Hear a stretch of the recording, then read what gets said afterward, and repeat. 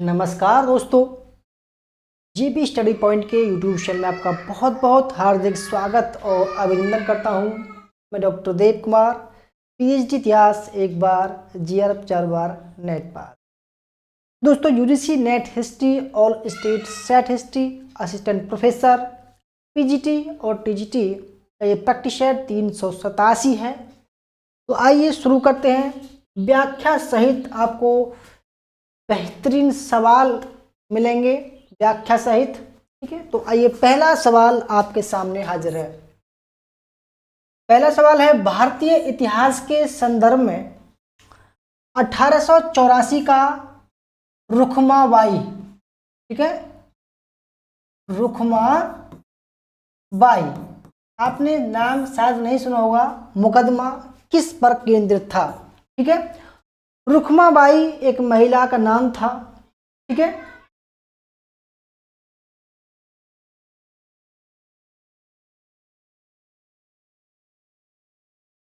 दोस्तों आपके सामने कई सारे ऑप्शन, ठीक है, सारे हैं। तो महिलाओं का शिक्षा पाने का अधिकार जो केंद्रित था मुकदमा, सहमति की आयु, एज ऑफ कंसेंट एक्ट, दाम्पत्य अधिकारों का प्रत्यास्थापन।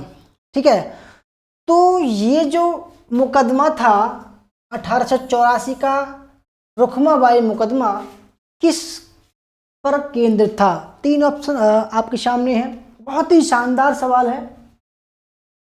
30 सेकंड का समय है।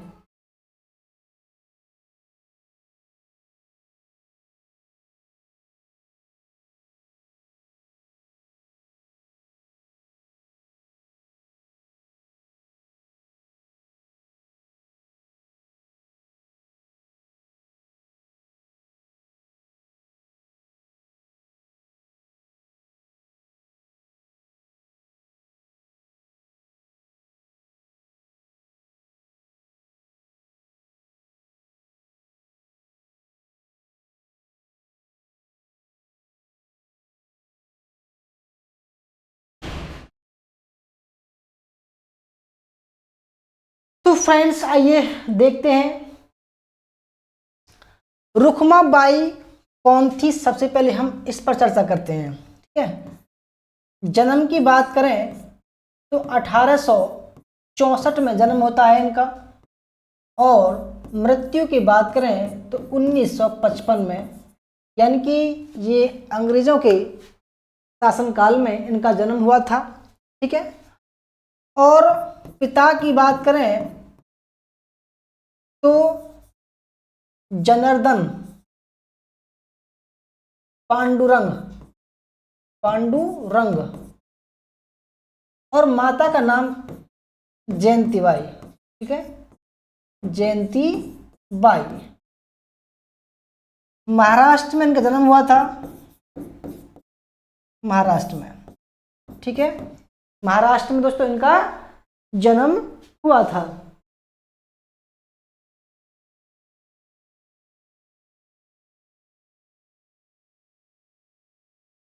अब इनके पति का नाम था दादाजी भीकाजी। ठीक है, अब इनका दोस्तों जो विवाह हुआ था, ठीक है, अभी आप समझोगे कि मैं क्या बताने जा रहा हूं। तो ये हुआ था 1875 में, 11 साल की उम्र में। ठीक है, ठीक है, अब सवाल ये बनता है, देखो मैंने इसलिए बताया आपको ताकि आप सवाल की जड़ को समझ सको। ठीक है, तो देखो अब क्योंकि इनके पति का इनके जो पापा हैं उनका देहांत हो गया था। इनकी माताजी उस समय केवल 18 साल की थी। ठीक है, केवल 18 साल की थी। 1 साल बाद इन्होंने शादी कर ली। तो इनकी जो पापा हैं रुखमाबाई के, उनका मृत्यु हो गई थी। उनकी फिर जल्दी ही 11 साल में शादी कर दी, किसकी? रुखमाबाई की। किसके साथ में? दादाजी भीकाजी के साथ में है। अब इनके बाद में इनका झगड़ा हो गया आपस में, ठीक है। तब इन्होंने क्या किया, आगे 1884 में अब इन्होंने जब देखा कि भाई इनको न्याय नहीं मिल रहा है, तब इन्होंने खुद अदालतों के चक्कर लगाने शुरू कर दिए। महारानी विक्टोरिया को इन्होंने लेटर लिखा कि आपके साम्राज्य में महिलाओं को न्याय नहीं मिल रहा है ना, महिलाएं कम उम्र में शादी हो रही हैं, आप भी महिलाएं हैं, बताइए आपके साम्राज्य में महिलाओं पर अत्याचार हो रहा है, महिलाओं के अधिकारों का हनन हो रहा है, तो आप कुछ कदम उठाइए। कई बार उन्होंने लिखा कि महिलाएं जो है बाल विवाह करवा, महिलाओं के साथ में बाल विवाह हो रहा है, सती प्रथा हो रहा है, ठीक है, और विधवा पुनर्विवाह नहीं हो रहा है। तो ऐसे कई कारण थे, और अत्याचार हो रहा है, उनको शिक्षा का अधिकार नहीं है। तो उन्होंने कई कारण ऐसे बताए विक्टोरिया, महारानी विक्टोरिया को। तो 1884 में आकर उन्होंने एक मुकदमा दायर करवाया, FIR करवाई। किसके खिलाफ? अपने पति के खिलाफ, क्योंकि उनमें झगड़ा हो गया था। और देखो अब ये जो मुकदमा था वो किस लिए हुआ, ठीक है, सहमति की आयु, यानी कि उन्होंने कहा कि भाई मेरा जो विवाह है वो 11 साल की उम्र में हो गया, और मैं चाहती हूं कि जब तक लड़की बड़ी ना हो जाए या 15 साल की ना हो जाए तब तक शादी नहीं करनी चाहिए। उन्होंने कहा, क्योंकि उस समय 15 साल अधिक से अधिक उम्र थी, और उन्होंने बोला कि भाई जो लड़का है उसकी उम्र जो है कम से कम 18 से 20 साल होनी चाहिए। इनके जो पति थे वो इसके खिलाफ थे, क्योंकि इनके जो विचार थे वो बाल गंगाधर तिलक जी के समान थे, विचारों से प्रेरित थे। तो बाल गंगाधर तिलक ने सहमति की आयु, एज ऑफ कंसेंट एक्ट का विरोध किया था, क्योंकि इसमें ये 1891 में, ठीक है, जब 14 वर्ष किया गया, 12 वर्ष से 14 वर्ष की उम्र में लड़की की शादी का प्रस्ताव पारित किया गया, तब बाल गंगाधर तिलक ने इनका बड़ा विरोध किया कि भाई ये तो बड़ा गलत है, बाल विवाह होना चाहिए और लड़की की उम्र 12 साल से कम होनी चाहिए, बाल गंगाधर तिलक ने कहा। और इन्होंने कहा कि नहीं, कम से कम 15 होनी चाहिए, ताकि लड़की बड़ी हो सके, सब कुछ जान सके, और वो अपने समाज का, अपने घर का, परिवार का अच्छी तरीके से ख्याल भी रख सके। कम उम्र में काफ़ी समस्याएं आती हैं, इन्होंने ये कहा। तो देखो, सहमति की आयु इस मुकदमे में केंद्रित था, और दूसरा दाम्पत्य, यानी कि जो पति पत्नी हैं उनके जो अधिकार हैं, उनका जो प्रत्यास्थापन है, ट्रांसफर है, ठीक है, तो उनके बारे में भी ये मुकदमा किया गया था। तब फैसला लिया गया कि भाई 15 साल ना करके इसको 14 वर्ष किया जाए, 12 से करके 12 से बढ़ाकर 14 वर्ष कर दिया गया। कब? सहमति की आयु, जब लड़की की शादी की एज ऑफ कंसेंट एक्ट 1891 में आया, तब इनकी बात को इसमें रखा गया। मालाबारी भी थे इसमें, तो उसमें 14 वर्ष रखा गया, जिन्होंने इसका बाल गंगाधर तिलक ने बड़ा विरोध किया। और कहते हैं कि भाई जब शादी होने के बाद में पति पत्नी में झगड़ा हो जाए, तब जब अलग होते हैं या उनमें अनबन रहती है, तो पत्नी कहती है कि भाई मुझे भी जो है भत्ता दो, गुजारा भत्ता दो। तब लगभग 2000 रुपये रुक्माबाई को दिए गए थे, ठीक है, फैसले के रूप में। परंतु जो महिलाओं का शिक्षा पाने का अधिकार है वो इसमें नहीं था, क्योंकि रुक्माबाई का खुद का मैटर था। इसलिए उन्होंने एक तो लड़कियों की शादी की उम्र और महिलाओं के अधिकार के लिए आवाज उठाई थी। बहुत ही बढ़िया सवाल है, आ सकता है एग्जाम में, ठीक है। और देखो रुखमाबाई जो थी दोस्तों, कहते हैं भारत की प्रथम महिला चिकित्सक थी वो, ठीक है, चिकित्सक। इन्होंने इंग्लैंड में जाकर मेडिकल की पढ़ाई की थी, ठीक है। लोगों ने उनको पैसे दिए तब जाकर, क्योंकि बड़ी जुझारू किस्म की थी ये, बड़ी पढ़ी लिखी योग्य थी ये, ठीक है। दूसरा सवाल, अच्छा, तो इस हिसाब से 2 और 3 यानी कि ऑप्शन नंबर इसका बी राइट आंसर हो जाएगा, ठीक है। ऑप्शन नंबर बी इसका राइट आंसर हो जाएगा। आगे बढ़ते हैं क्वेश्चन नंबर 2। 1942 के भारत छोड़ो आंदोलन के बारे में कौन सा कथन असत्य है? बहुत ही बढ़िया सवाल है, कई बार एग्जाम में आ चुका है, ठीक है।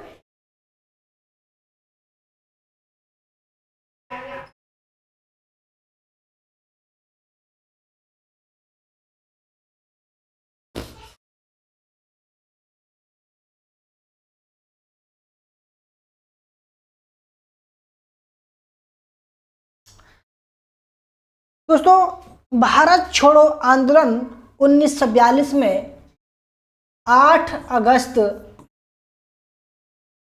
1942 को शुरू होता है और देखो इसके अगले दिन 9 अगस्त 1942 को महाराष्ट्र के मुंबई में एक ग्वालिया टैंक है, वहां पर इसकी विधिवत घोषणा की जाती है कि यहाँ पर आप सभी जो है इकट्ठे होना और हम भारत का झंडा लहराएंगे और यहाँ से फिर आंदोलन को हम शुरू करेंगे।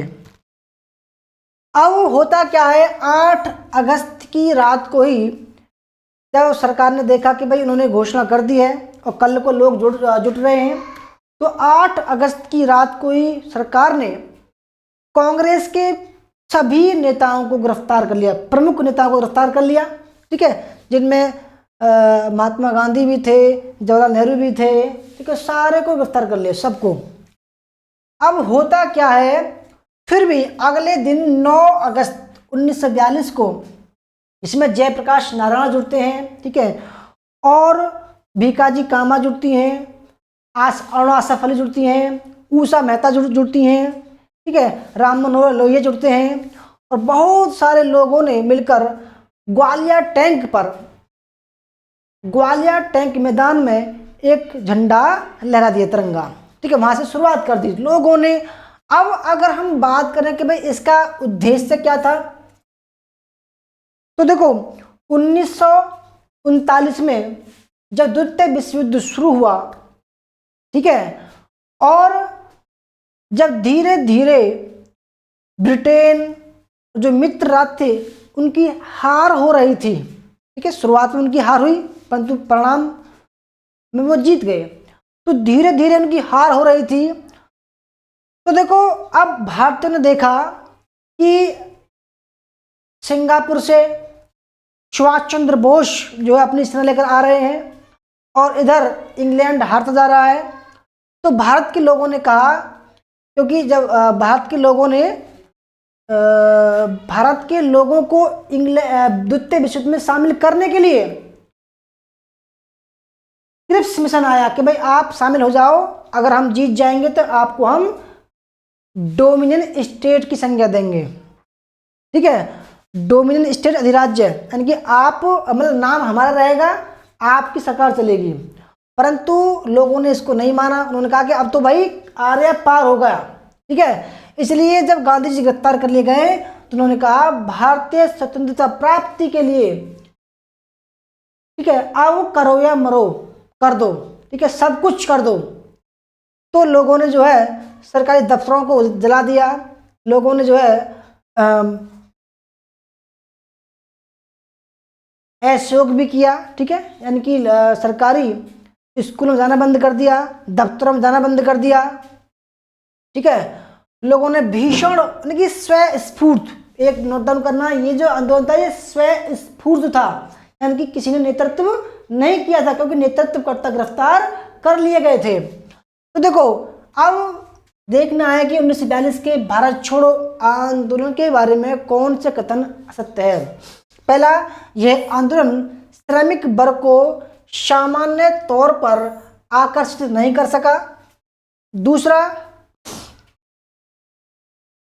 यह आंदोलन भारत अगस्त आंदोलन के नाम से भी जाना जाता है। बिल्कुल ठीक है।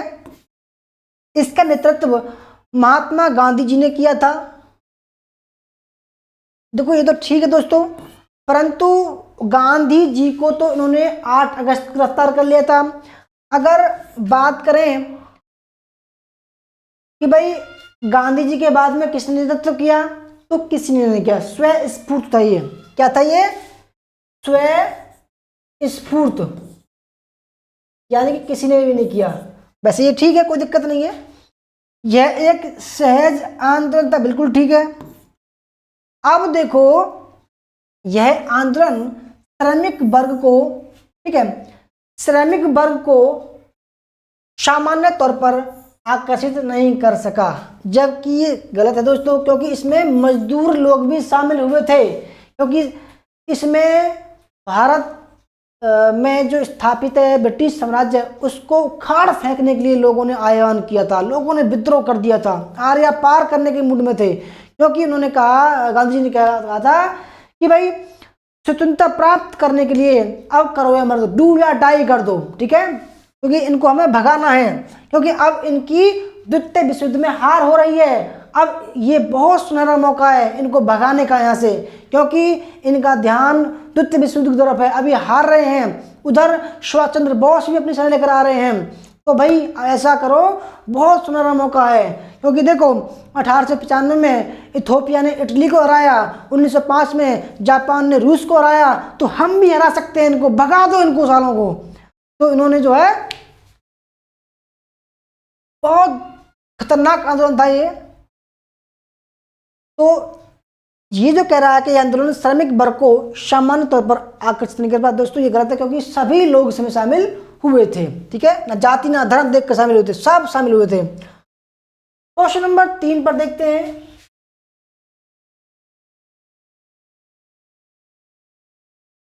गलत कथन का चयन कीजिए, ठीक है, गलत कथन का चयन कीजिए।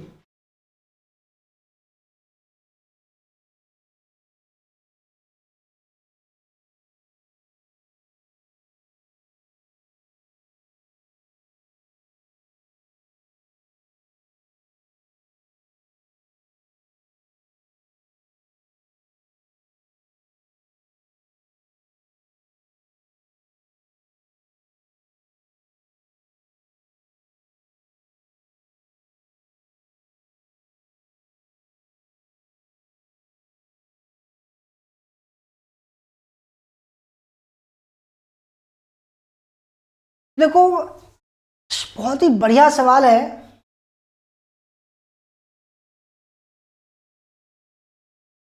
प्लासी का युद्ध की बात करें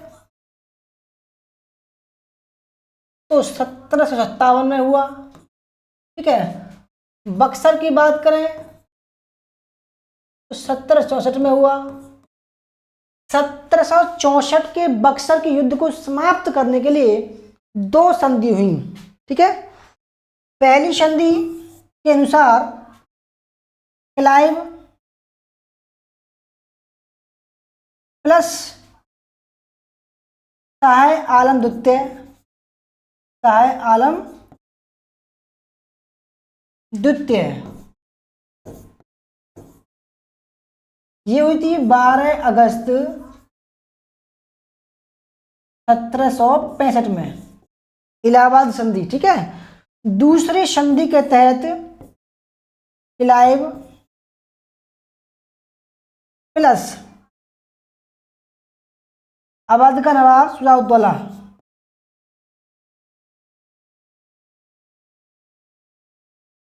ये हुई थी 16 अगस्त 1765 में। 2 संधि हुई थी। अब पहले देखते हैं प्रथम इलाहाबाद की संधि मुगल सम्राट शाह आलम द्वितीय और क्लाइव के साथ हुई थी, ठीक है, कोई दिक्कत नहीं इसमें, ठीक है। ये हुई थी 12 अगस्त 1765 में। इसको क्या क्या मिला दोस्तों, देखो इसने कंपनी को, ईस्ट इंडिया कंपनी को बंगाल, बिहार, उड़ीसा दीवानी, बंगाल, बिहार, उड़ीसा की दीवानी दे दी। ठीक है, अब इसके बदले में कंपनी ने सम्राट को क्या क्या दिया, सम्राट को कहा कि भाई तुमको जो है 53 लाख निजामत के लिए दिया, निजामत यानी कि प्रशासन चलाने के लिए दिया, और 26 लाख दिया पेंशन के लिए,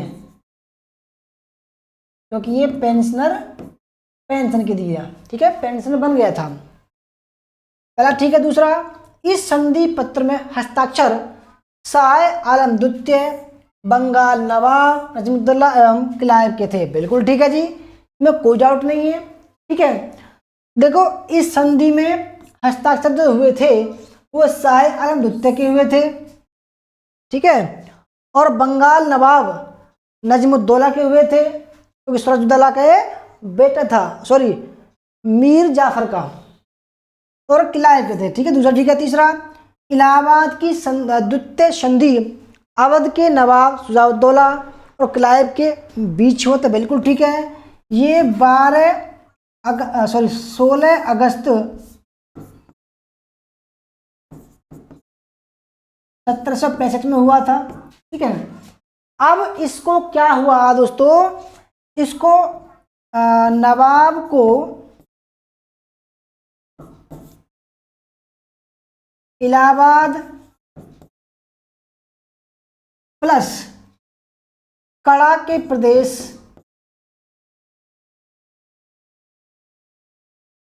मुगल सम्राट को देने पड़े, मुगल सम्राट को देने पड़े। ठीक है, अवध बफर स्टेट बना दिया गया, बफर स्टेट बना दिया गया।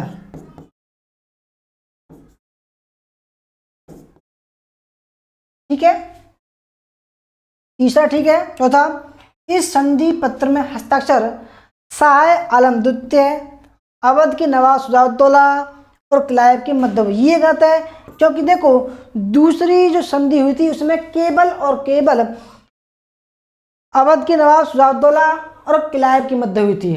ठीक है, इसलिए जो डी ऑप्शन है वो गलत है और बाकी सब ठीक है। आगे बढ़ते हैं, क्वेश्चन नंबर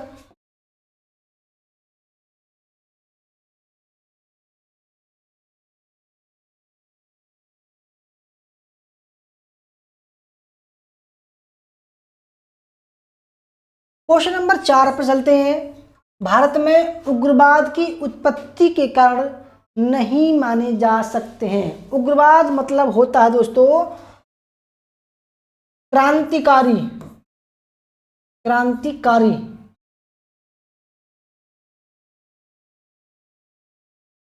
कार्य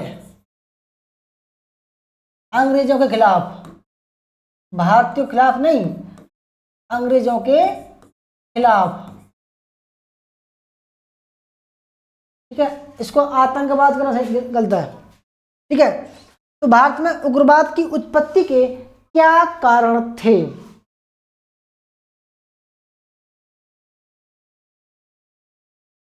देखो उग्रवाद की उत्पत्ति के हम अगर कारणों की बात करें तो 1857 की क्रांति के बाद ही लोगों में एक चेतना का विकास हुआ। ठीक है, वो चेतना थी कि भाई ये विदेशी लोगों ने हम पर अधिकार कर रखा है हमारे देश पर। ठीक है, इससे छुटकारा मिलना चाहिए।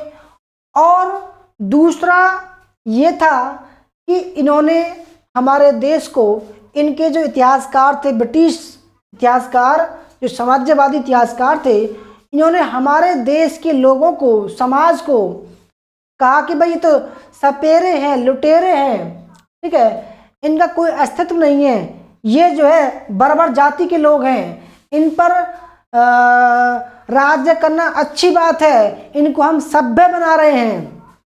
ठीक है, तो लोगों ने कहा कि यार हम तो ऐसे कैसे हो सकता है, हमारा इतिहास इतना पुराना है, ये लोग अभी आए हैं, ऐसे कैसे हो सकता है।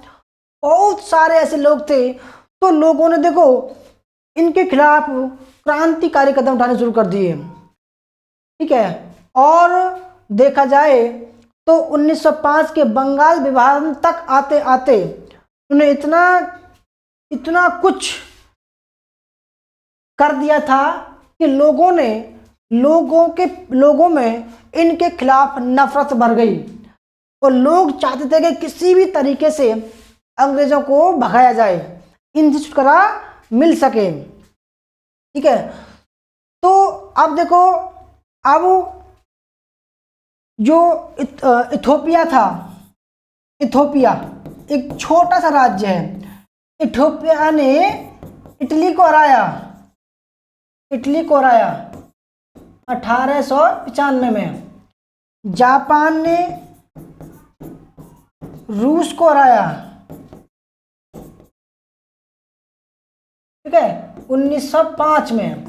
और देखो अब देश में जो भी अकाल वगैरह पड़ते थे, अकाल पड़ रहे हैं दोस्तों, भयंकर अकाल पड़ रहे हैं, प्लेग की बीमारी फैल रही है।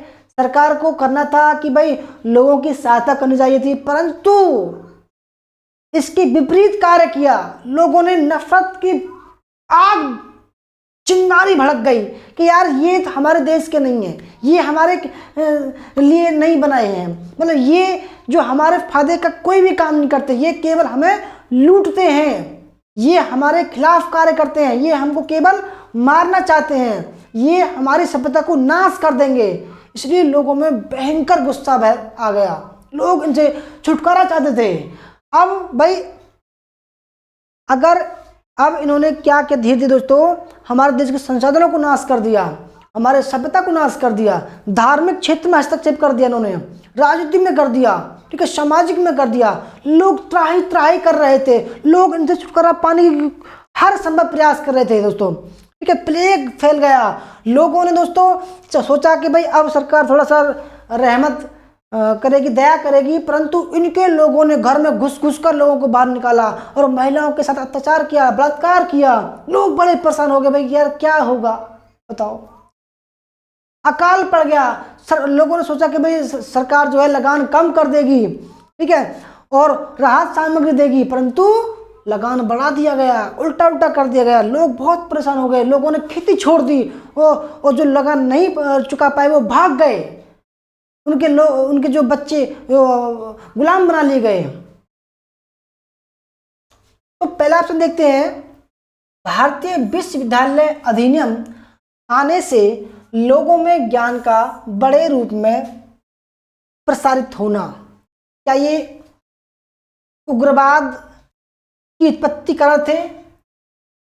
दूसरा, 1892 का भारतीय काउंसिल अधिनियम, बिल्कुल ठीक है, क्योंकि देखो 1892 का जो काउंसिल अधिनियम आया उसमें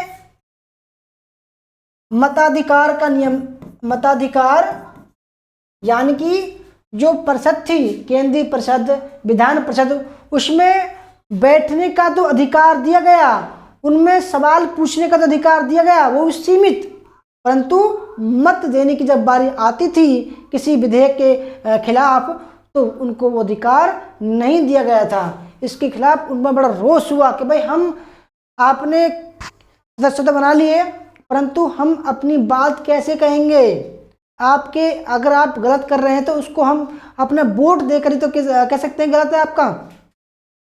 मताधिकार का अधिकार नहीं मिला, ठीक है। इसमें चुनाव संसदीय प्रणाली में भारतीयों को हिस्सा दिया गया, ठीक है। तो इसके खिलाफ लोगों ने गुस्सा हुआ कि भाई बताओ, ये हिस्सा भी दे रहे हैं परंतु हमें मत देने का अधिकार नहीं दे रहे हैं, केवल सवाल भी पूछ सकते हैं वो भी सीमित रूप में। तो जागरूकता है लोगों में। दूसरा, स्वामी विवेकानंद जी द्वारा शिकागो में दिया गया हिंदू धर्म महानता पर भाषण। ये भी ठीक है, क्योंकि इन्होंने 1893 में अमेरिका के में हिंदू धर्म पर एक भाषण दिया था। बड़ा अच्छा भाषण था वो, ठीक है। तो इससे भी जो है हमारे देश की बाय बाय हुई कि लोग ऐसे, हमने सुना था कि भाई भारत देश बराबर है, वहाँ के लोग कम पढ़े लिखे हैं, जानते नहीं है, परंतु ये जो व्यक्ति है स्वामी विवेकानंद, ये तो बड़ा समझदार व्यक्ति है, बड़ा विद्वान व्यक्ति है, इसने इतने ओजस्वी भाषण दिए इसने तो ये भी ठीक है। इससे लोग जो है प्रेरित हुए, है ना। अगर अब जब देखो, जब प्रेरित हैं तो लोगों ने सोचा कि भाई जब हमारा देश इतना महान है तो ये ब्रिटिश इतिहासकार ये क्यों कह रहे हैं कि भाई हम बर्बर लोग हैं, असभ्य लोग हैं, सपेरे लोग हैं, लुटेरे लोग हैं। तो इनके खिलाफ जो है नफरत फैल गई, चिंगारी फैल गई, ठीक है, फड़फड़ाने लगे वो। चौथा, 1897 का भारी अकाल, बिल्कुल ठीक है। 1897 में दोस्तों एक अकाल पड़ा। मैंने कहा ना कि लोगों को लगा कि भाई सरकार जो है राहत सामग्री देगी, परंतु इसके खिलाफ हो गया, उल्टा हो गया। सरकार ने डबल टैक्स लगा दिया और कठोर कदम अपनाए टैक्स के लिए। लोग बड़ा त्राही त्राही हो गए, लोग परेशान हो गए, भाई क्या करूं क्या नहीं करें यार, बताओ सरकार, मतलब हम पे खाने को पैसे नहीं है। एक अधिकारी कहता है ऊपर के अधिकारी से कि सर लोगों पर घास के अलावा कुछ नहीं है। तो ऊपर वाला अधिकारी क्या कहता है, अरे घास तो बहुत अच्छी चीज है, घास तो बहुत बढ़िया चीज है, इनसे घास कटवाओ, इनके घास बिकवा कर पैसे लो, घास तो बढ़िया चीज है।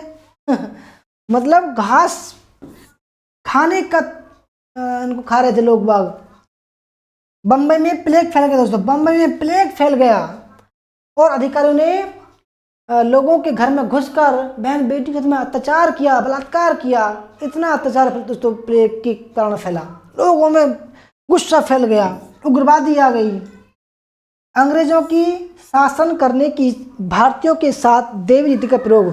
दोस्तों अंग्रेजों की जो शासन करने की जो भारतीय साथ वो कहते थे कि भारतीय लोग असभ्य हैं, बर्बर हैं, उन पर हमारा जो शासन कर रहे हैं वो एक दैवीय है, भगवान ने हमें एक देवता के रूप में भेजा है, ठीक है, क्योंकि यहाँ के लोग असभ्य हैं, हम उनको सभ्य बनाने के लिए आए हैं, हमको सरकार को पूरी दुनिया को सभ्य बनाना है।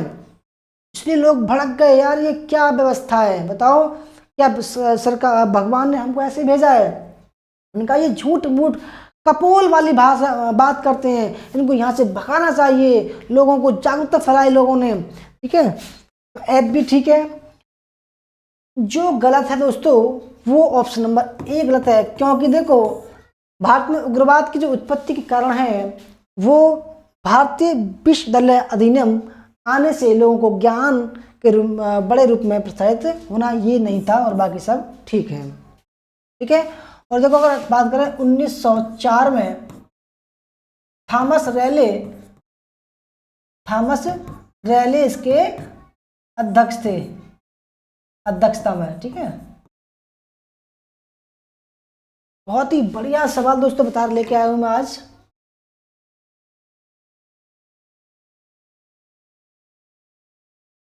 क्वेश्चन नंबर 5, असत्य कथन का चयन कीजिए।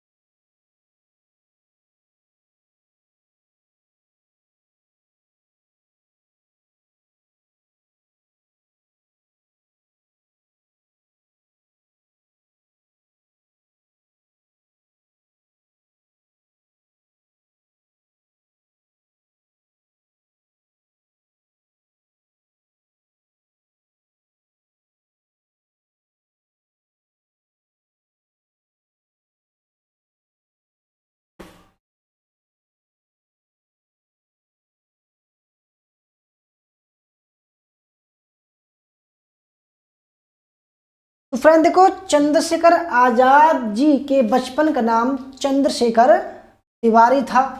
ठीक है, बिल्कुल ठीक है, क्योंकि इनके पिता का नाम, ठीक है,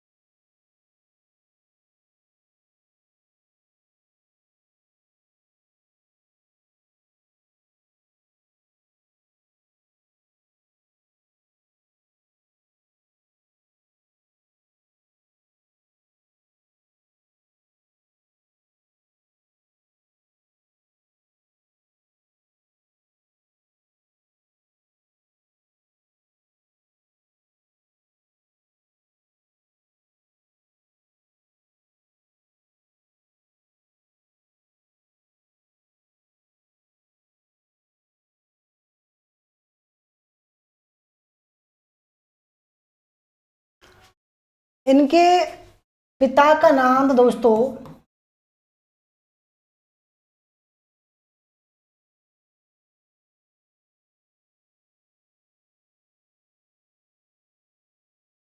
सीताराम तिवारी। ठीक है, सीताराम तिवारी। माता का नाम जगराम देवी।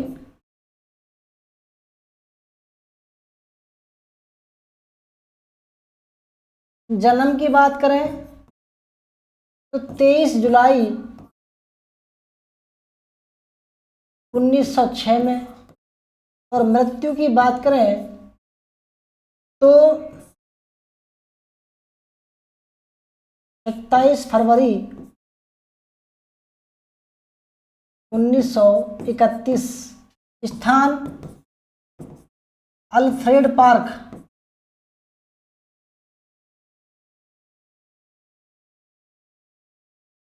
इलाहाबाद। अब प्रयागराज है। ठीक है,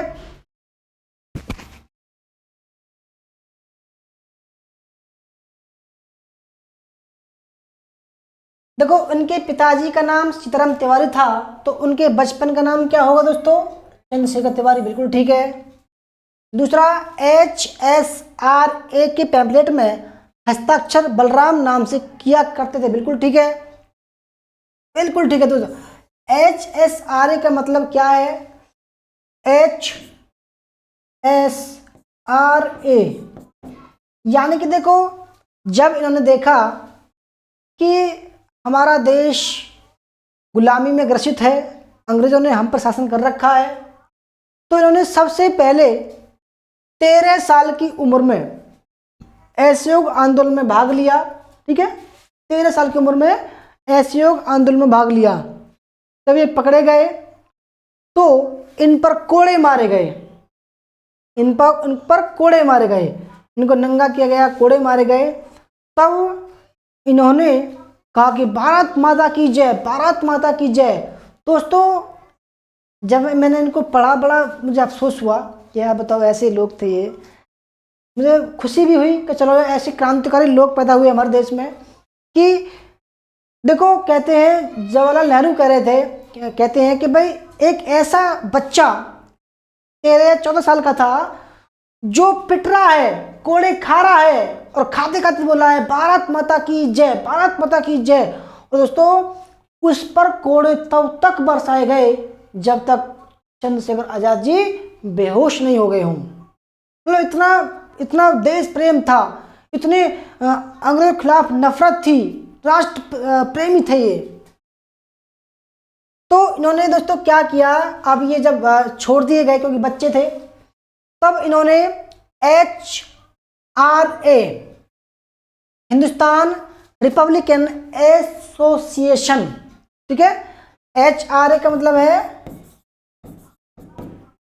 हिंदुस्तान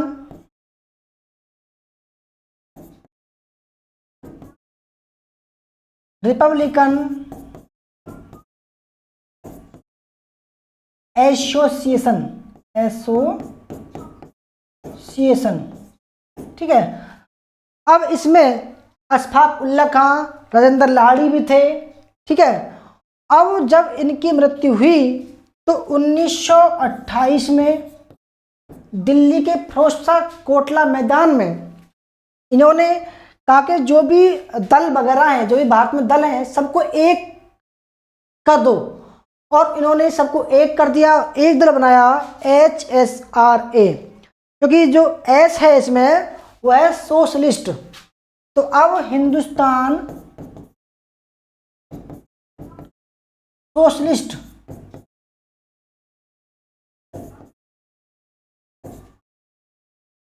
रिपब्लिकन एसोसिएशन ये बनाया, ठीक है। और इसमें अंग्रेजों के खिलाफ विद्रोह करने की, क्रांतिकारी घटना करने की कस्में खाई गई। इनको कहा कि भाई जो अंग्रेज हैं वो बड़ा अत्याचार कर रहे हैं, इनके खिलाफ हल्ला बोलना चाहिए, क्रांतिकारी घटना करना चाहिए, जैसा भी हो ऐसा प्रहार करो इन पर, इनके अधिकारियों को मारो, ठीक है। तो अब भगत सिंह जी से पहले इनकी मौत हो गई थी, बिल्कुल ठीक है, क्योंकि देखो भगत सिंह की जो मृत्यु हुई थी वो 31 मार्च 1931 को फांसी हुई थी, और चंद्रशेखर की मृत्यु 27 फरवरी 1931 को अल्फ्रेड पार्क में हुई थी, क्योंकि वहाँ पर ये गुप्त सभा कर रहे थे। तो अधिकारी को पता लग गया कि भाई चंद्रशेखर आज़ाद जो है वो आज अल्फ्रेड पार्क में मीटिंग कर रहे हैं। तब वहाँ पर इनको जो है घेर लिया गया और कई पुलिस वाले मारे गए, अधिकारी घायल हुए, इनके साथी भी मारे गए। अब जब इनकी पिस्तौल में आखिरी गोली बची दोस्तों, बड़ा भयंकर वो समय होगा। जब आखिरी गोली बची तो उन्होंने कहा कि मरते दम तक मैं तुम पे नहीं मरूंगा। उन्होंने आखिरी गोली से अपने आप को मार दिया। और दोस्तों कहते हैं कि भाई जब वो मर गए, ठीक है, अधिकारी ने देखा कि मर गए, छोड़कर चले गए, लोगों को पता लगा, लोग भयंकर गुस्से में आ गए, वहाँ पहुँचे और देखा कि जिस पेड़ के नीचे वो मरे पड़े हैं तो उस जमीन की मिट्टी लेकर लोगों ने उनके सम्मान के लिए अपने घरों में रखा था। कहते हैं भाई बहुत लोग रो रहे थे, बिलबिला रहे थे कि यार इतना क्रांतिकारी लोग बच्चा मारा गया बहुत। क्योंकि अंग्रेजों ने दोस्तों इनको पकड़ने के लिए 700 लोगों की एक टोली बना रखी थी, 700 लोगों की, कि इनको किसी भी तरीके से पकड़ा जाए, परंतु ये हाथ नहीं आए। क्योंकि देखो इन्होंने काकोरी कांड में भी हिस्सा लिया, पर ये सब पकड़े गए, ये फरार हो गए, ठीक है। काकोरी कांड जो था अब 8 अगस्त 1925 में हुआ था, ठीक है। इसमें राजेंद्र लाहिड़ी, अशफाक उल्ला खां, ठीक है, अशफाक बिस्मिल्लाह खां सब मारे गए और ये जो है भाग गए। अब डी देखते हैं। 15 साल की उम्र में अंग्रेजों ने पकड़कर कोड़े मारे थे। इस घटना से अपना उपनाम आजाद रखते, बिल्कुल ठीक है। 15 नहीं 14 मान लीजिए, बिल्कुल ठीक है, क्योंकि इनका उल्लेख जो है जवाहरलाल नेहरू ने भी किया है। आजाद पार्क में चंद्रशेखर आजाद जी के साथ सुखदेव राज भी थे। उन्होंने 3 पुलिस वालों अधिकारियों की हत्या की थी, तो ये भी ठीक है। अल्फ्रेड पार्क को जो है अब आजाद पार्क भी बोलते हैं, ठीक है, और इसका मतलब सभी ठीक है दोस्तों, ठीक है। क्योंकि देखो आजाद, चंद्रशेखर आजाद जो है सुखदेव राज के साथ में वार्तालाप कर रहे थे, मीटिंग कर रहे थे, तभी जो है अधिकारी आ गए थे, तब उनके खिलाफ मुठभेड़ हुई थी और मुठभेड़ में ये सब मारे गए और अधिकारी भी मारे गए, पुलिस वाले भी मारे गए और चंद्रशेखर आजाद बच गए। उन्होंने देखा कि भाई अब मेरा बचना मुश्किल है, जो अधिकारी लोग हैं, जो पुलिस वाले लोग हैं, वो मेरी तरफ आ रहे हैं। उन्होंने आखिरी गोली से अपने आप को उड़ा लिया, शहीद हो गए। तो बहुत ही बढ़िया दोस्तों सवाल है, ठीक है। और देखो अगर हम बात करें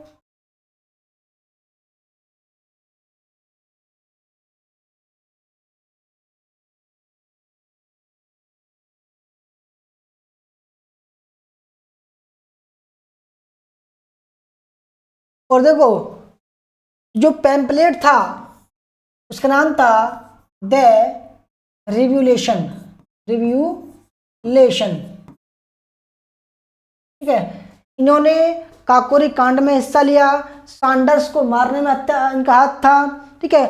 और जब दिल्ली में केंद्रीय विधानसभा में बम फेंका गया, तब इनकी ही जो है विचारधारा थी कि आप वहाँ जाओ, और वहाँ पर इन्होंने भगत सिंह को और सुखदेव को भेजा था, क्योंकि उस समय जो अंग्रेज सरकार थी वो किसी की सुन नहीं रही थी, ठीक है। इसलिए इन्होंने खाली स्थान में बम फेंका ताकि कोई हताहत ना हो। उन्होंने कहा कि बहरों को सुनाने के लिए बम की जरूरत पड़ती है। क्वेश्चन नंबर 6, निम्नलिखित में से कौन प्रथम गोलमेज सम्मेलन में भाग लेने वाले भारतीय उदारवादी थे?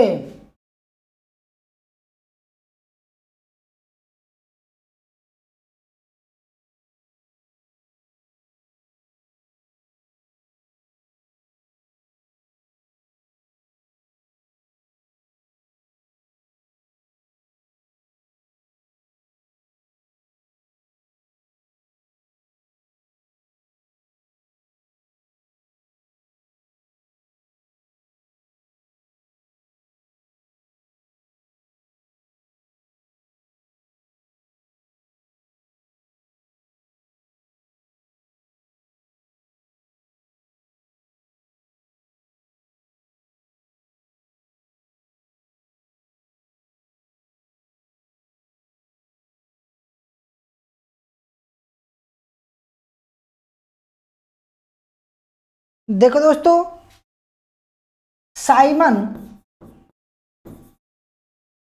कमेटी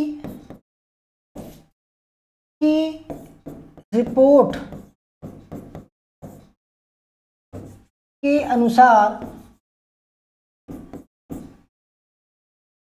3 गोलमेज सम्मेलन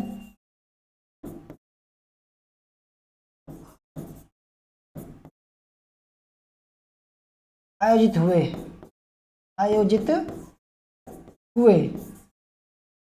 ठीक है। प्रथम 1930 में, सेकंड 1931 में, और थर्ड 1932 में, ठीक है। देखो अगर हम बात करें गोलमेज सम्मेलन क्यों करवाए गए, देखो 1919 का जो मॉन्टेग्यू चेम्सफोर्ड सुधार आया, जो अधिनियम आया, उसकी समीक्षा करने के लिए साइमन कमीशन की नियुक्ति हुई कि भाई कहाँ तक पहुँचा है वो। लोगों ने साइमन कमीशन का विरोध किया, साइमन गो बैक के नारे लगाए, पूरे देश में इसका विरोध किया गया, ठीक है। तब इन्होंने कहा, जब ये पहुँचे 1930 में, इन्होंने कहा कि भाई भारत के लोग अब बहुत उत्तेजित हो चुके हैं, हमारे खिलाफ हो चुके हैं, अब हमें भारतीयों को स्वयं शासन देना पड़ेगा, ठीक है। अब लोगों को सम्मान देना पड़ेगा, ठीक है।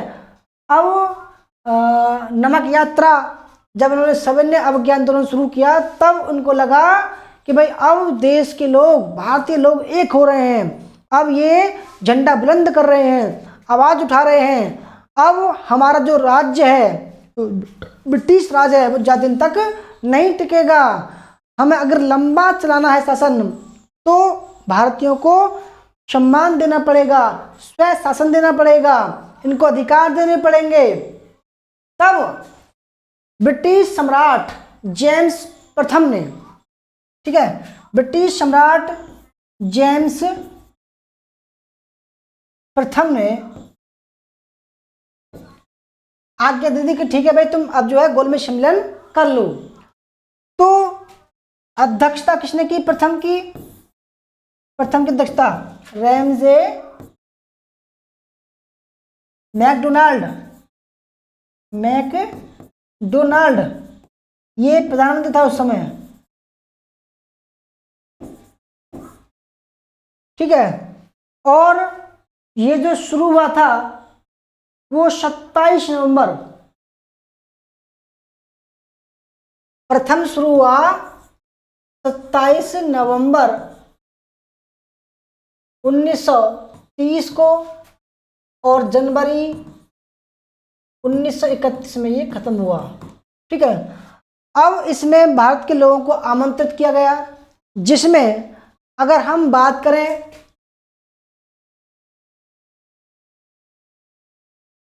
अनुसूचित जाति, तो डॉक्टर भीमराव अंबेडकर,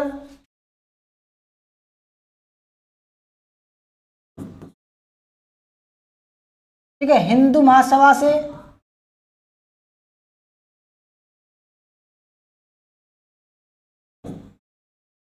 M.R. जयकर,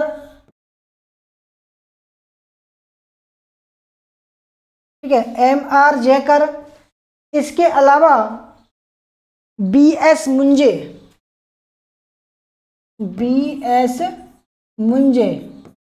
ठीक है, उदारवादी की तरफ से दोस्तों, उदारवादी। तेज बहादुर सप्रू,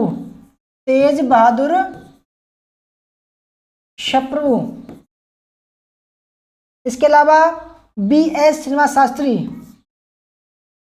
श्रीनिवास शास्त्री, और इसके अलावा सी बाई चिंतामणि, ठीक है। इसके अलावा हम बात करें मुस्लिम लीग की तरफ से, तो मोहम्मद अली जिन्ना,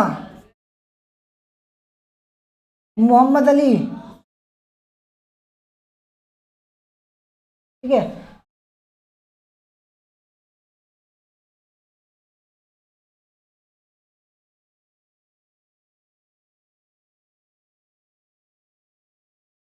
फजलुल हक,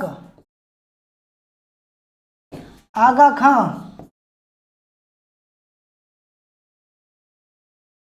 ठीक है, महमूद अली,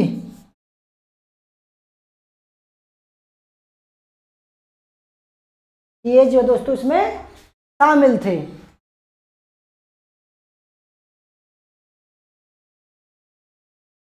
ठीक है, ये शामिल हुए थे।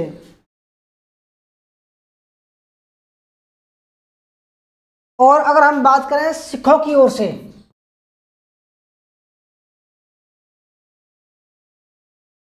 तो सिखों की ओर से सरदार उज्जवल सिंह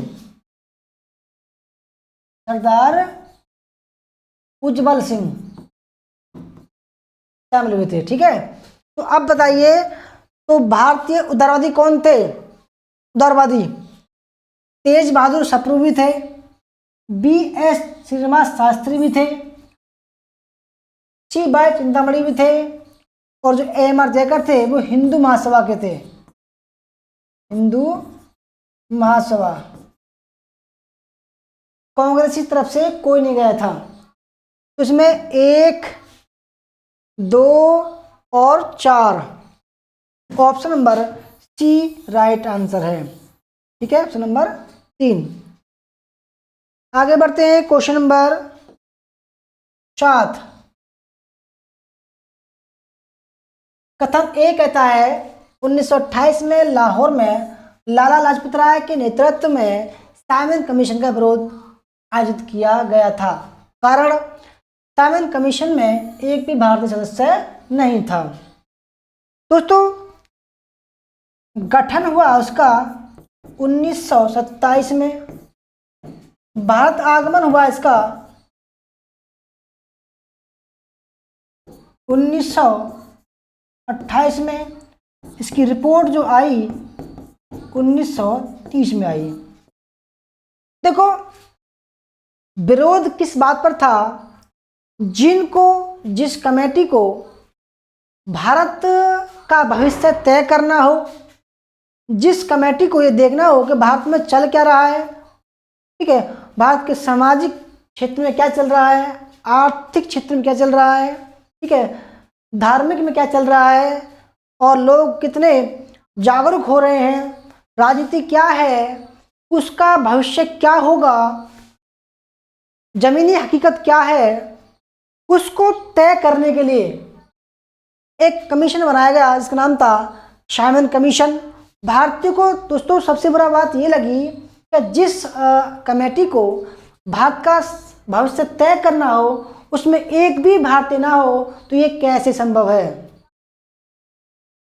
तो इसीलिए दोस्तों 1928 में जब लाहौर में यह कमीशन पहुंचा तो लाला लाजपत राय के नेतृत्व में, ठीक है, के नेतृत्व में लोगों ने विरोध किया और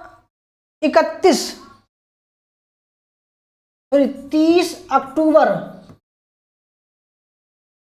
1928 में वो दिन था, ठीक है, जब इन पर लाठी भाजी गई और एक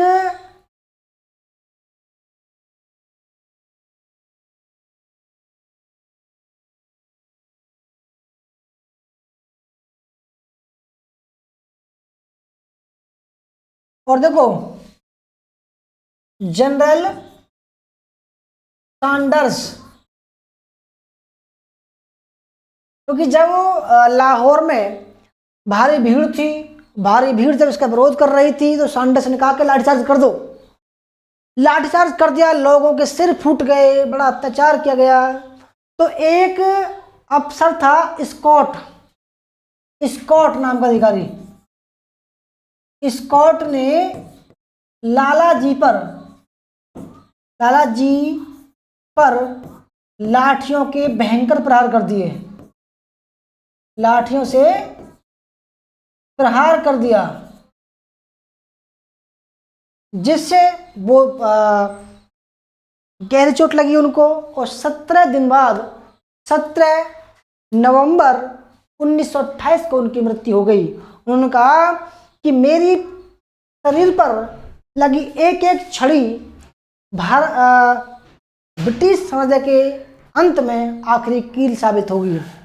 ऐसा ही हुआ दोस्तों। इसका बदला लेने के लिए चंद्रशेखर आज़ाद ने और भगत सिंह ने, सुखदेव ने जो है सैंडर्स को मारा था, ठीक है, सैंडर्स को मारा था स्कॉट के बदले में।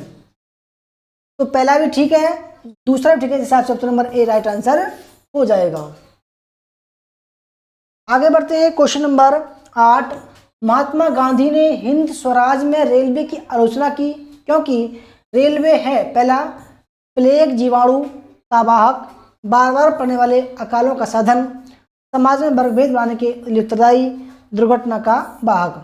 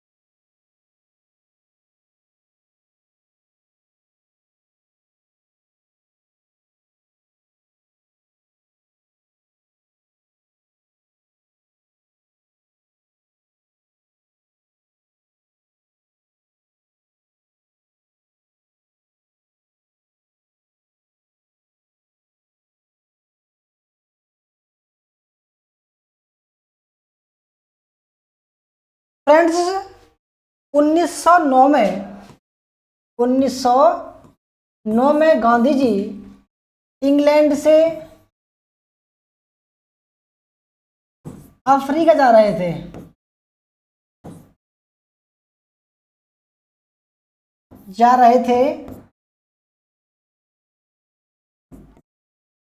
तब पानी के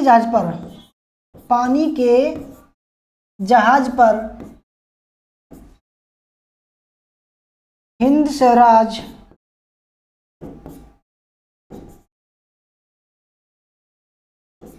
गुजराती में 30,000 शब्दों में लिखी, ठीक है। एक छोटी सी पुस्तिका थी।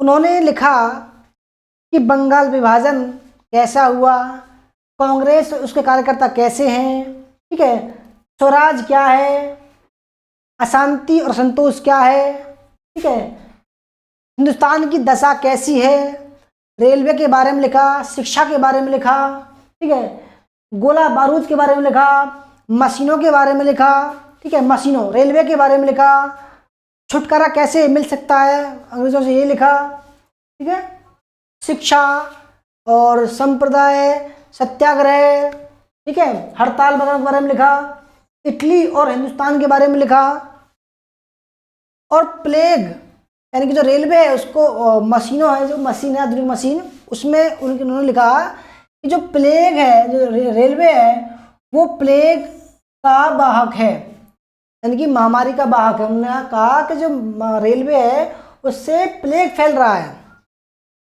दूसरा उन्होंने कहा जो रेलवे है उसकी वजह से बार बार पड़ने वाले अकाल है का साधन है ये, बिल्कुल ठीक है।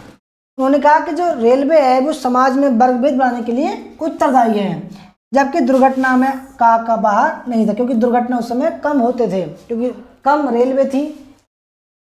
क्योंकि वो कहता है कि भाई इसमें लोग बैठते हैं तो क्या होता है, प्लेग वगैरह फैलता है ना, और समाज में वर्गभेद बढ़ रहा है, उससे लोग एक जगह बैठ रहे हैं, ठीक है, जीवाणु फैल रहा है, अकाल बढ़ रहा है। तो इसमें जो चौथा ऑप्शन बोल रही है और बाकी सब ठीक है, तो इसका 1, 2 और 3 option number A right answer है, ठीक है। और सरकार ने 1910 में जब प्रकाशित हुई, 1910 में प्रकाशित, तो सरकार ने प्रतिबंध लगा दिया, इसको जो है अंग्रेजी में छपाया गया 1936 में। 1936 में प्रतिबंध हटा इस पर, ठीक है।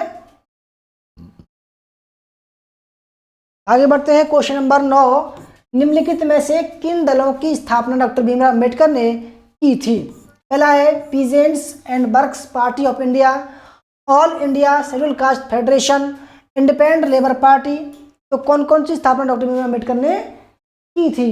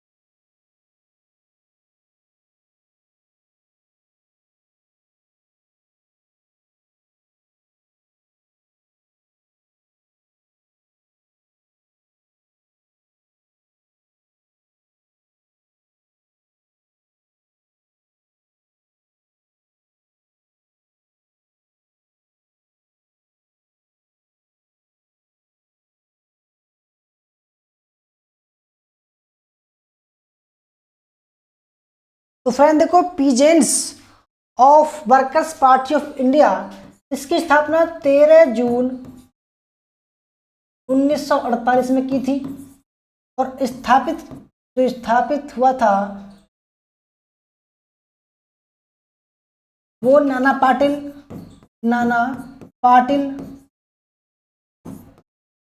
ठीक है। इसके अलावा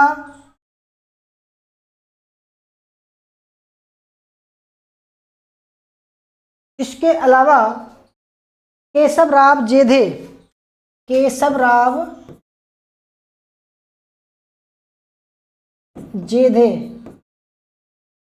है ना। इसके अलावा शंकरराव मोरे, ठीक है, शंकरराव मोरे।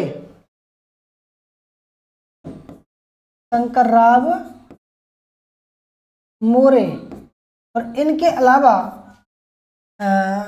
अलावा रावत, ठीक है, भूसा साहब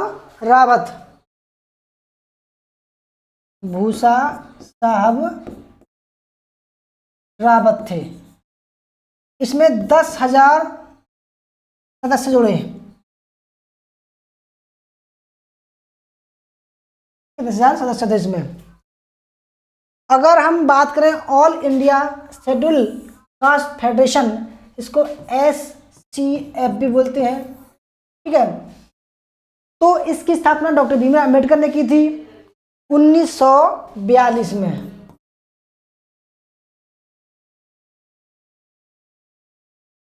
इंडिपेंडेंस लेबर पार्टी की स्थापना ये भी 1936 में की थी इन्होंने, 15 अगस्त 1936 में, 15 अगस्त 1936। विधानसभा में 17 में से 14 सीट जीती इसने, ठीक है। और उन्होंने RPI की स्थापना करी, RPI की स्थापना 1956 में, ठीक है। इसके अलावा दोस्तों इन्होंने जनता पत्रिका निकाली, ठीक है, जातियों का विनाश पत्रिका निकाली, जातियों का विनाश, ठीक है। तो उसमें दूसरा ठीक है और तीसरा ठीक है, पहला गलत है, तो दूसरा तीसरा, इसका मतलब option number B right answer हो जाएगा। अगला सवाल है क्वेश्चन नंबर 10। राजा राममोहन राय के बारे में क्या सही नहीं है? राजा राममोहन राय के बारे में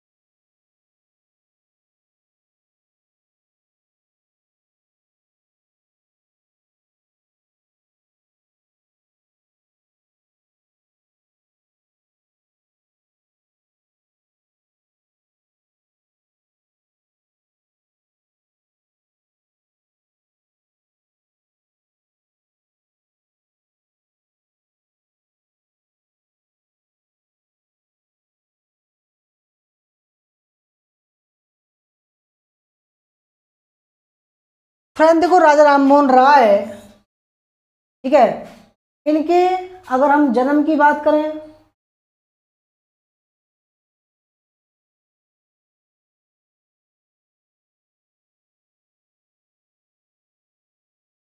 तो 22 मई 1772, मृत्यु 27 दिसंबर 1803, स्थान विंस्टन चर्चिल,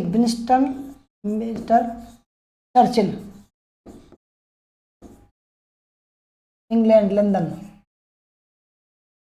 ठीक है। पिता और माता ठीक है। पिता और माता का दोस्तों नाम अगर बात करें, ठीक है, तो पिता का नाम था रमाकांत और माता का नाम था तारिणी देवी। तारिणी देवी। जन्म स्थान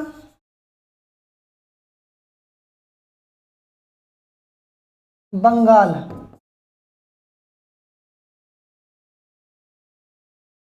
दोस्तों इनको भारतीय सभ्यता के अग्रदूत बोलते हैं, ठीक है।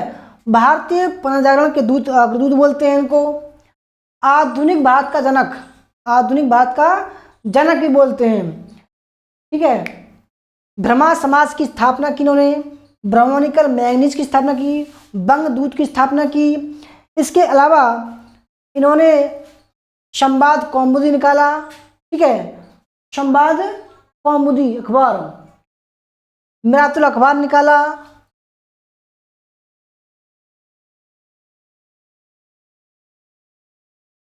पत्रिका ब्रह्मानिकल मैगजीन, संवाद कौमुदी, संवाद कौमुदी, ठीक है। मिरातुल अखबार, मिरातुल अखबार, बंगदूत, ठीक है। 1810 से 1814 उन्होंने ईस्ट इंडिया कंपनी में कार्य किया। उसके बाद में समाज सेवा के लिए चले गए। तो सबसे पहले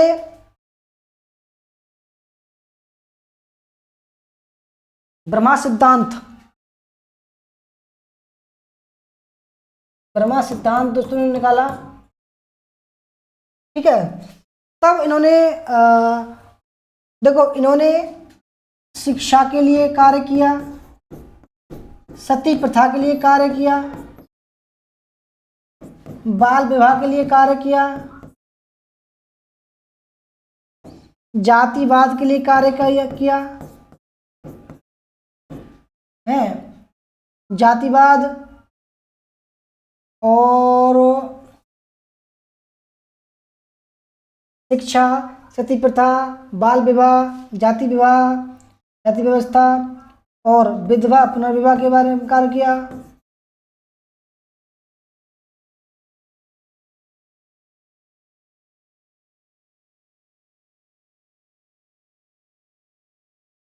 कर्मकांड, पर्दा प्रथा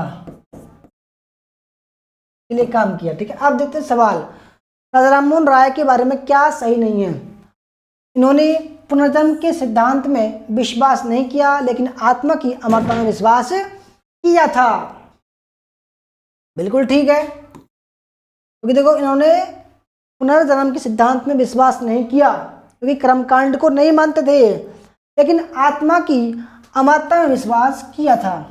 दूसरा, राय ने राष्ट्र संघ जैसे अंतर्राष्ट्रीय संगठन की कल्पना भी अपने सब में की थी। बिल्कुल ठीक है, उन्होंने कहा कि पूरे जो देश हैं दुनिया में सबका एक संघ बनना चाहिए। पुरोहित वर्ग को भी स्वीकार नहीं किया। उन्होंने कहा कि भाई जो पुरोहित वर्ग है, जो ब्राह्मणवाद है, उसको मैं नकारता हूं। चौथा, भारत की तुरंत स्वतंत्रता न चाहकर प्रशासन में भारतीयों की हिस्सेदारी चाहते थे। बिल्कुल ठीक है, उन्होंने कहा कि अभी समय नहीं है कि स्वतंत्रता दे दी जाए, क्योंकि यहाँ लोग कर्मकांडी हैं, जातिवादी हैं, अभी यहाँ जो है पूरा राज नहीं लाया जा सकता।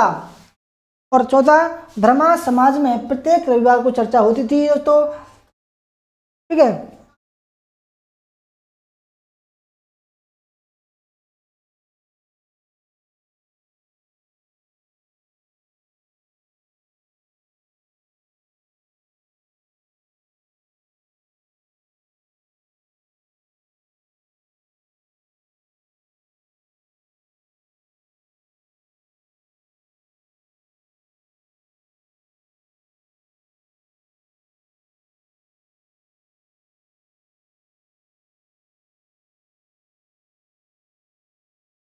तो रविवार को नहीं, शनिवार को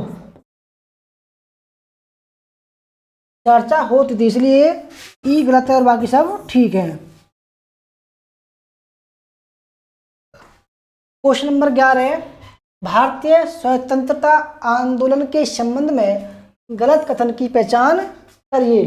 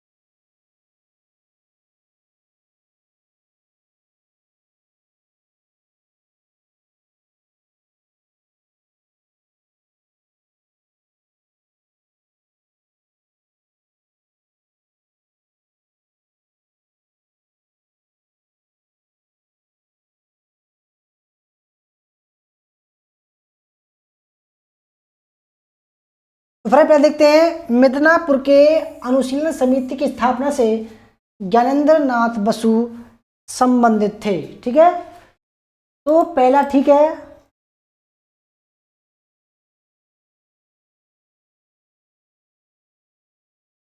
देखो इसकी स्थापना कब हुई थी? 1902 में, बंगाल में। ठीक है, क्योंकि बंगाल उस समय राष्ट्रीयता का केंद्र था। ज्ञानेंद्र नाथ बसु संबंधित, बिल्कुल ठीक है। बीडी साहबा के भी थे, ठीक है। दूसरा, कोलकाता की अनुशीलन समिति से पी मित्रा संबंधित थे, बिल्कुल ठीक है।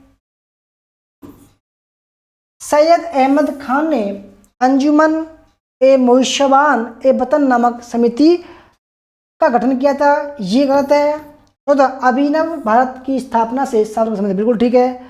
और देखो ये जो संबंध है ये है 1906 में अजीत सिंह।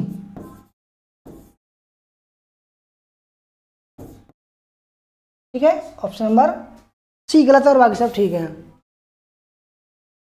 आगे बढ़ते हैं, क्वेश्चन नंबर 12। एनी बेसेंट की पुस्तकें निम्नलिखित में से कौन सी हैं?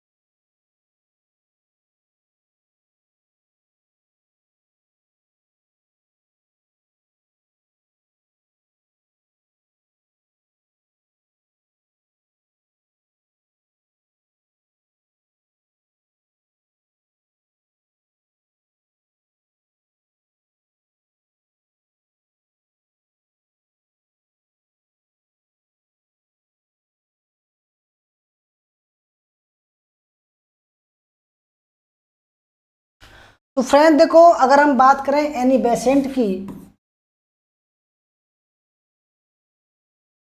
जन्म 1 अक्टूबर 1847, मृत्यु 1833 अड़ियार में, मद्रास, ठीक है, यहाँ लंदन, ठीक है। एनी बेसेंट दोस्तों, एनी बेसेंट लेखिका थी, समाज सेविका थी, थियोसॉफिकल सोसाइटी की अध्यक्ष थी, ठीक है, और ये समाज सुधारक थी, भारतीय से प्रेम करने वाली थी, ठीक है। इन्होंने कुछ ग्रंथ लिखे, house of India, court for freedom, बिल्कुल ठीक है। रिलीजियस प्रॉब्लम इन इंडिया, यानी कि इंडिया में जो धार्मिक समस्या है उसके बारे में लिखा। The future of Indian politics, यानी कि उन्होंने कहा कि जो भारतीय राजनीति है उसका फ्यूचर कैसा होगा। The case of India, Commonwealth, Commonwealth, new India 1915, 1914, ठीक है। आत्मकथा भी लिखी उन्होंने, अपनी आत्मकथा, ठीक है।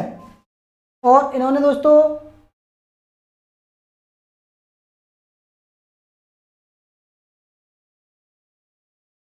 Date and after, death and after लिखी, बहुत सारी लिखी, लगभग 40 के करीब लिखी, ठीक है। तो सही आंसर हो जाएगा option number D. Question number, और देखो इसके अलावा 1917 में भारतीय राष्ट्रीय कांग्रेस के अध्यक्ष बनी है, भारतीय राष्ट्रीय कांग्रेस की अध्यक्ष बनी। दोस्तों जो इनका थियोसॉफिकल सोसाइटी था, उन्होंने कहा कि बौद्ध धर्म ठीक है, उन्होंने सभी धर्मों के बारे में चर्चा की, ठीक है। उन्होंने कहा कि हम अपने बच्चों को पढ़ाएंगे, उसमें नियम थे, बच्चों को पढ़ाएंगे, और लड़कों की जो उम्र होगी, हमारे बच्चों की जो उम्र होगी, जो सदस्य बनता था उसके लिए नियम थे कि उसकी उम्र 16 साल से कम नहीं होगी, नहीं 20 साल से कम नहीं होगी,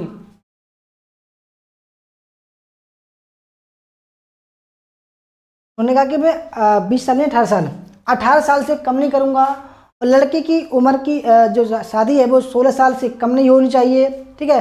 मैं बच्चों को पढ़ाऊँगा, लिखाऊँगा, जातिवाद नहीं करवाऊँगा, ठीक है। इसके अलावा छुआछात नहीं मानूंगा मैं, ठीक है। मैं जन साधारण में शिक्षा का प्रसार करूंगा। ये कुछ नियम थे उनके कि भाई अगर तुम्हें थियोसॉफिकल सोसाइटी का ज्वाइन करना है तो आपको ये मानने पड़ेंगे। भेदभाव मिटाऊंगा, राजनीति हो चाहे सामाजिक हो चाहे धार्मिक हो, ठीक है। इसके अलावा मैं सामाजिक कार्यकर्ता के रूप में काम करूंगा, ठीक है। अगला सवाल है 13वां सवाल, बंगाल विभाजन के बाद शोषणकारी सरकार द्वारा लागू किए गए इन नियमों को कालक्रम में व्यवस्थित कीजिए। राजद्रोही सभा अधिनियम, फौजदारी कानून संशोधन अधिनियम, माल्य मिंटो सुधार, भारतीय प्रेस अधिनियम। बहुत ही बढ़िया सवाल है, काफी लंबी क्लास हो गई आज।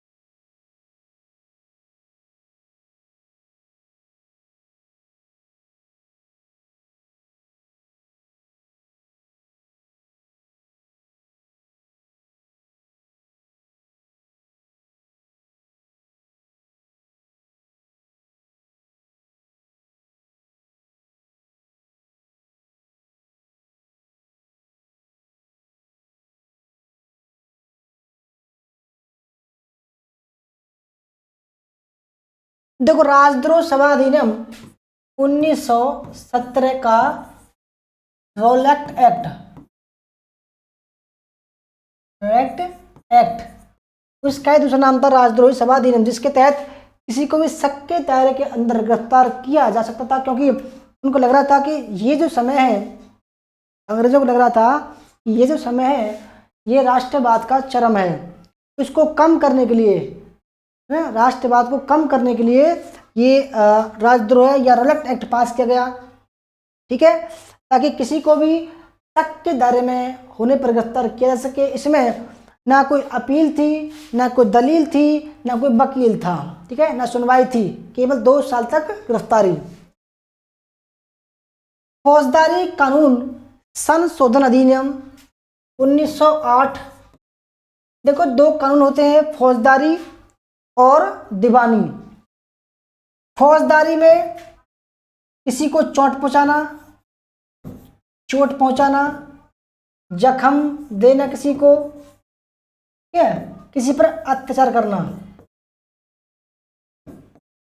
दीवानी में क्या है, कर मामले, पैसे मामले, ये आते हैं ज्यादातर। पार्लियामेंट सुधार 1909, भारतीय प्रेस अधिनियम 1910,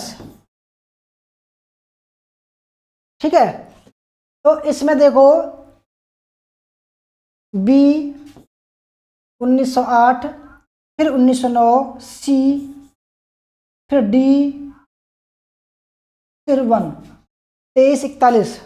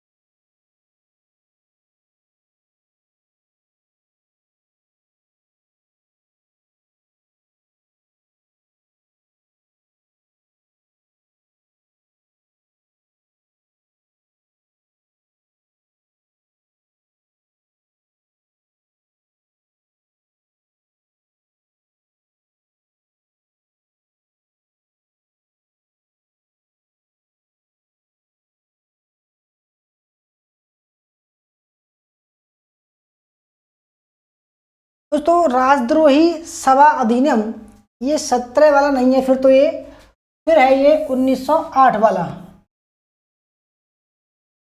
ठीक है, ये 1908 वाला है फिर।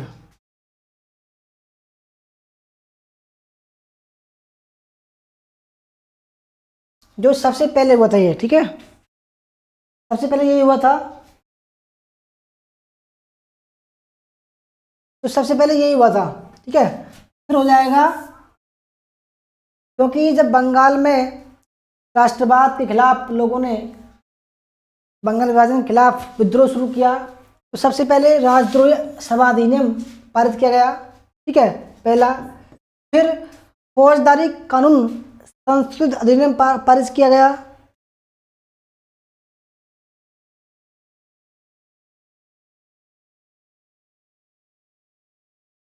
फिर भारतीय प्रेस अधिनियम बंगाल में, ठीक है।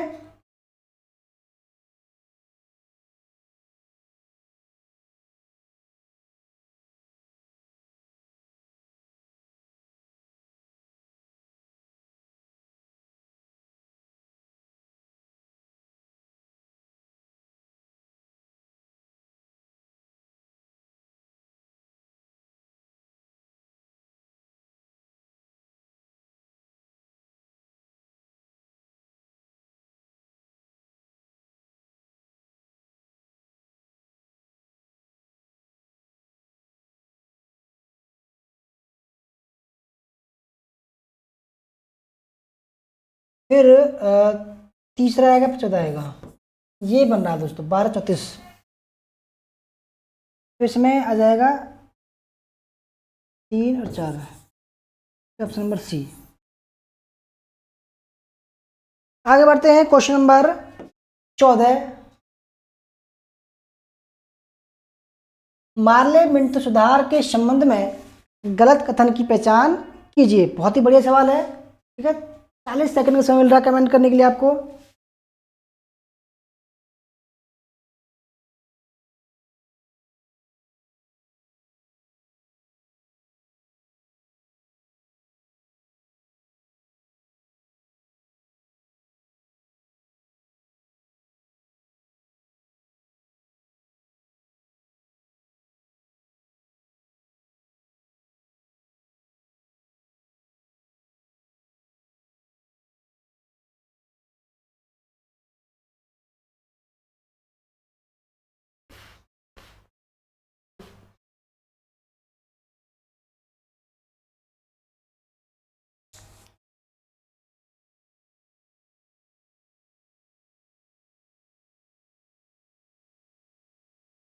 तो मार्ले मिंटो सुधार 1909 में लागू हुआ, ठीक है।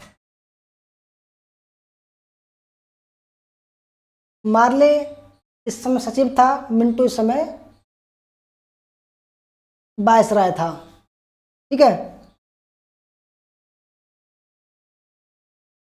इस अधिनियम के द्वारा दोस्तों सांप्रदायिकता के बीज बोए गए। इसमें क्योंकि उस बंगाल विभाजन का मुख्य उद्देश्य था कि बंगाल की राष्ट्रीयता को, भारत की राष्ट्रीयता को खत्म किया जाए। अब इन्होंने देखा कि भाई इनकी राष्ट्रीयता खत्म नहीं हो रही है, तो इन्होंने कहा कि ऐसा करते हैं, मुसलमानों को अपनी तरफ मिलाते हैं। तो इन्होंने मुसलमानों को अपनी तरफ मिलाने के लिए, ठीक है, हिंदू से अलग करने के लिए एक खेल खेला, ठीक है, पृथक निर्वाचन मंडल। तो इस अधिनियम के द्वारा मुसलमानों के लिए पृथक सामुदायिक प्रतिनिधित्व प्रणाली लागू की गई, ठीक है, बिल्कुल ठीक है।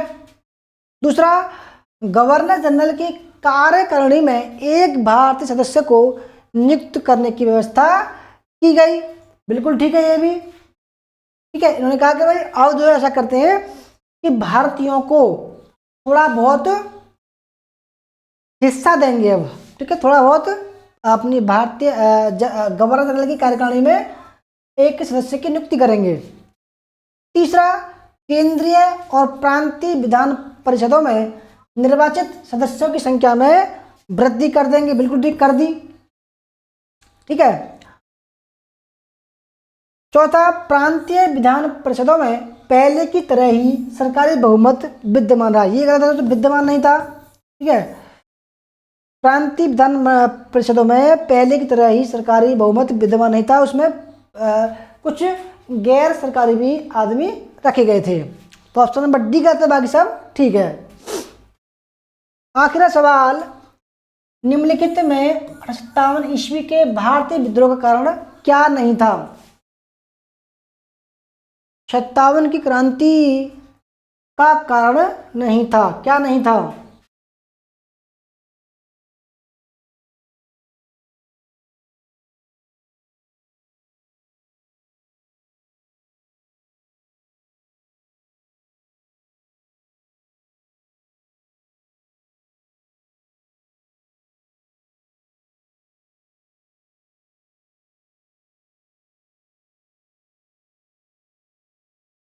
फ्रेंड देखो, 57 क्रांति के कोई एक कारण नहीं था, इसमें धार्मिक कारण भी थे, सामाजिक कारण भी थे, राजनीतिक कारण भी थे, ठीक है, शैक्षिक कारण भी थे।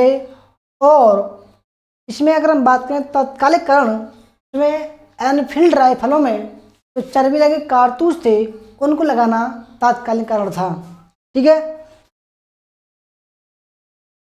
तो पहला है, भारतीय सैनिकों को भारत तथा विदेश में काम करना था। ये दोस्तों भारत, धार्मिक कारण था, ये धार्मिक, क्योंकि भारतीयों को मानना था कि अगर विदेश में जाएंगे तो हिंदू धर्म के खिलाफ यह एकदम कह सकते हैं कि भाई खिलाफ होगा, और जो सैनिक विदेश में जाएगा और बाद में वापस आएगा तो उसको अपने गांव से बाहर निकाल दिया जाता था, उसको समाज एक्सेप्ट नहीं करता था क्योंकि उन्होंने धर्म के खिलाफ काम किया है। तो पहला भी ठीक है, ये था। दूसरा, एनफील्ड राइफलों का आरंभ करना, ये भी था। भारतीय तथा अंग्रेजी सैनिकों में बहुत असमानता बिल्कुल था, क्योंकि देखो भारतीय जहां 5% थे और अंग्रेज 2% थे, ठीक है, परंतु उनको वेतन उनके अंग्रेजों के मुकाबले बहुत कम मिल रहा था, ठीक है, ये भी था। सभी भारतीयों की औपनिवेशिक युग से छुटकारा पाने की इच्छा, ये नहीं था, क्योंकि दोस्तों देखो सभी भारतीयों की ब्रिटिश राज से छुटकारा पाने की इच्छा नहीं थी। ये इच्छा सिर्फ उनकी थी जिनका कोई राजा है, कोई उत्तराधिकारी का अधिकार छीन लिया गया है, उससे राजपाट छीन लिया गया है, या किसान थे या कृषक थे, ठीक है, या धार्मिक लोग थे, बड़े बड़े पुजारी थे, ठीक है, और सैनिक थे, क्योंकि उनको जो है लगा कि भाई हमारा धर्म भ्रष्ट कर रहे हैं, ये चर्बी लगी कारतूसों से। मुसलमानों ने सोचा कि भाई सूअर की चर्बी है इसमें, हिंदू को लगा गाय की चर्बी है।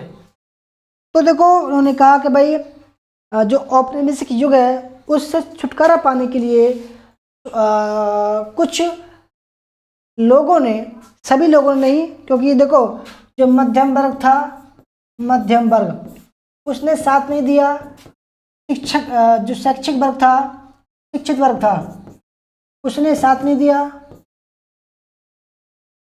मराठा लोगों ने साथ नहीं दिया, मराठा ने साथ नहीं दिया, ठीक है, तो बहुत लोगों ने साथ नहीं दिया, जिसके खिलाफ, जिसके तहत ये जो है असफल रहा। तो भाई ये थी हमारी आज की क्लास। आपको कैसी लगी? अच्छी लगी? वीडियो को लाइक करना, शेयर करना, और चैनल पर नए हैं तो सब्सक्राइब जरूर करना। धन्यवाद। जय हिंद, जय भारत, वंदे मातरम।